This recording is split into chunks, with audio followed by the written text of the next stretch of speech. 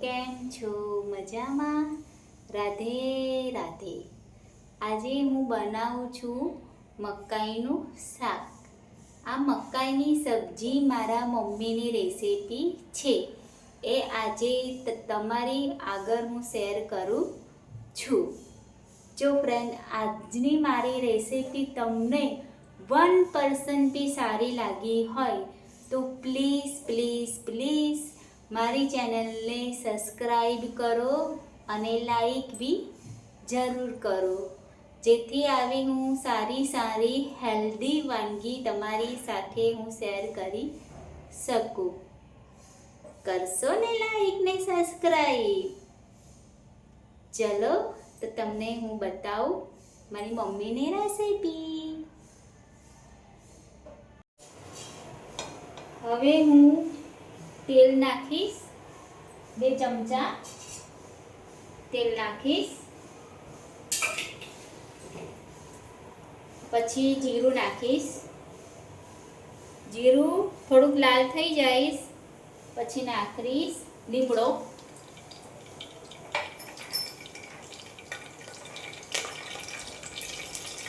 પછી નાખીશ હિંગ.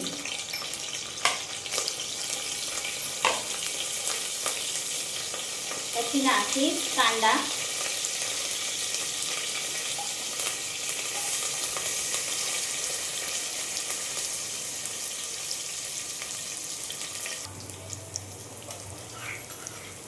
પછી લસણ નાખી દઈશ.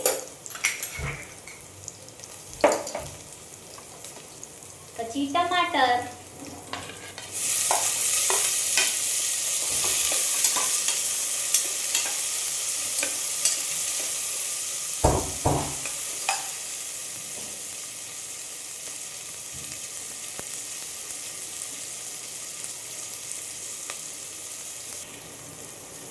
જો ફ્રેન્ડ, આ છે મકાઈ.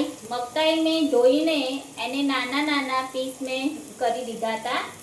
ને આ છે બટાકું, એ હું આની અંદર એડ કરીશ.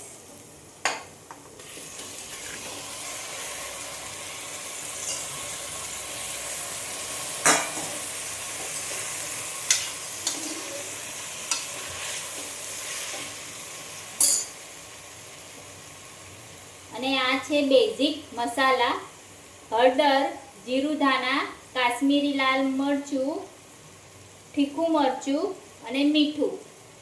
એ બધા મસાલા હું આની અંદર નાખી દઈશ.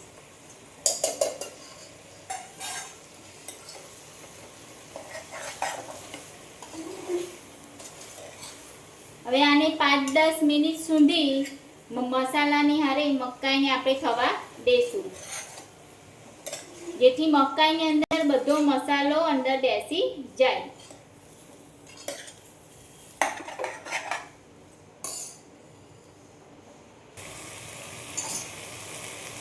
હવે હું આમાં પાણી એડ કરું છું.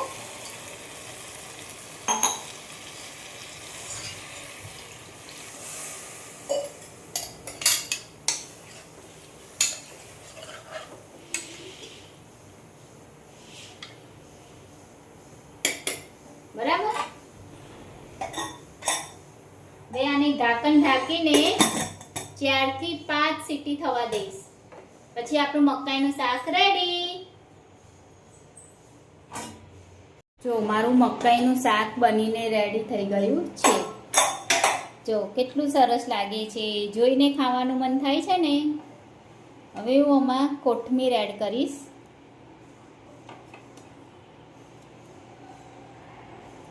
જો સરસ બની ગયું ને. યમ્મી. હવે હું આમાં એક સિક્રેટ મસાલો એડ કરું છું. એ છે મેગી મેજિક મસાલા.